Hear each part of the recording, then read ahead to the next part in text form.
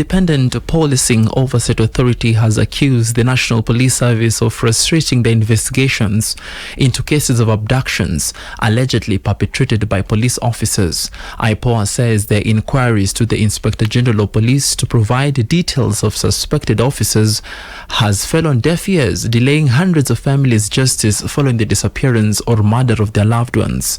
IPOA chairperson Isaac Hassan said that while many Kenyans suspect police involvement in these abductions, it remains challenging to verify such claims. Now, when you have got people who are in hoods with fake number plates who are abducting people, and then they take them not to a police station but to a different place, these are issues that even the police must investigate. But so far, we as IPOA, we saw the reports in the media.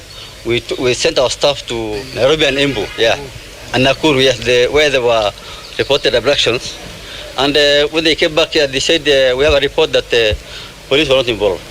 So we will wait for the IG to give a full report on that. The Director General of IPOA, Helema Halake, has confirmed that the several files from cases including from Embu, Kajiado and Nairobi have been forwarded to the Office of the Director of Public Prosecution and have opened cases in courts. The move by the agency follows public outcry over rising abduction incidents, particularly among young Kenyans, this past few months. Investigations are ongoing. As you are aware, this is a matter which is also being canvassed in court, and we have already clearly went even to court and presented the preliminary findings from our investigation.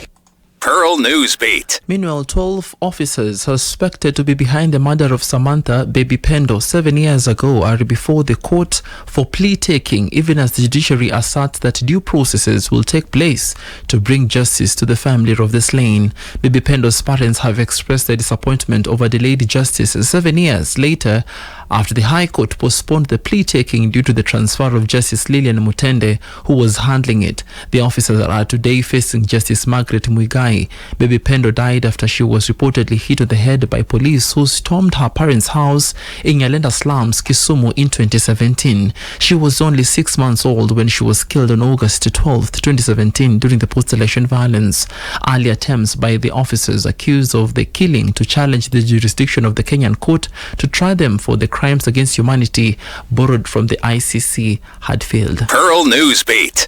Deputy President Professor Kithure Kindiki has fired a warning shot to leaders inciting Kenyans against the government policies. Kindiki says incitements does not offer any solutions to the ailing issues facing Kenyans. Speaking when he hosted the Tharaka Nithi leaders at his current residence, the second in command has urged for patience, promising that the government is working round the clock to realize its manifesto. Incomplete leaders do, they take advantage of those sentiments and they start now spinning, you see. Nothing is happening. There is no nothing. Muliahidiwa, which is okay for somebody outside government. But we cannot do it ourselves. This team is the one that created this government. True or false? Tharaka Nithi vote for this government was one of the highest in Kenya, percentage-wise. Isn't it? So this is our government. This is our government, my friend. The people who never voted for this government are very few. Alafu, because of these challenges I've explained, mtu anakuja anawambia pana, tutoke kwa hii serikali, tuachane nayo, mwaka imeisha, mwaka mbili imeisha. But 5 years are not all over. Yeah? 5 years are not over. Even building a house, you have to dig downwards first before you start building upwards, isn't it? Ukitaka kuweka nyumba ya makaratasi, you don't need to dig down. Pearl Newsbeat. Teachers' unions have expressed concern over the government's delayed disbursement of funds for the current school term, accusing authorities of insufficient financial support for educational institutions. While the government released 19 billion shillings last week, school heads argue that the amount is inadequate, particularly with the additional burden of managing the competency-based curriculum infrastructure. In response, the Education Minister Julius Migosi acknowledged the delays but explained that the disbursement is happening in installments due to the financial constraints the government is currently facing. The disbursement is ongoing under installments because of the financial challenges that the government is facing, but we are ensuring that we are releasing funds to the schools to ensure that they are able to continue.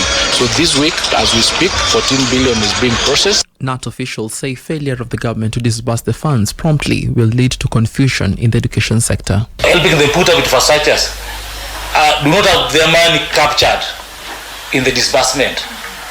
So what else happens? It is therefore being forced.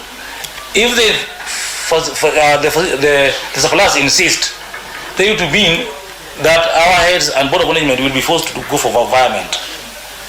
And if they go for environment from one voter to the other, it will cause the whole confusion and mix-up. In the long run, the realization of the dreams of the community-based curriculum may not be actualized. Pearl Newsbeat. And the Kenya Medical Practitioners and Dentists Council, KMPDC, has expressed concern over the increasing number of online platforms where unqualified individuals pose as medical professionals, providing false medical advice and endangering public health. The CEO of the council, Dr. David G. Kariuki, in an official statement said that this trend has caused cases of misdiagnosis, delayed treatment, and deteriorating health conditions as a result of reliance on unverified or outdated medical information.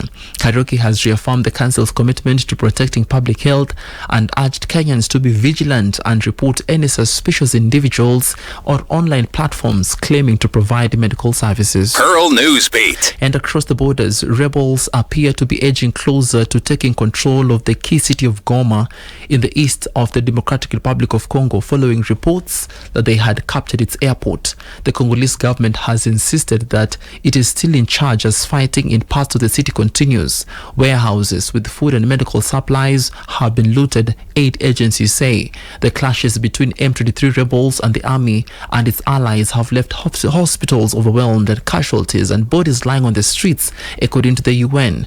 Growing anger over the rebel offensive led to protesters targeting foreign embassies in the capital Kinshasa, as calls for peace talks to end the infighting are mounting. Neighboring Rwanda has been accused of backing the Tutsi-led M23 as it made a rapid advance in recent months across the mineral-rich region. Pearl Radio, the home of fresh and classic hits.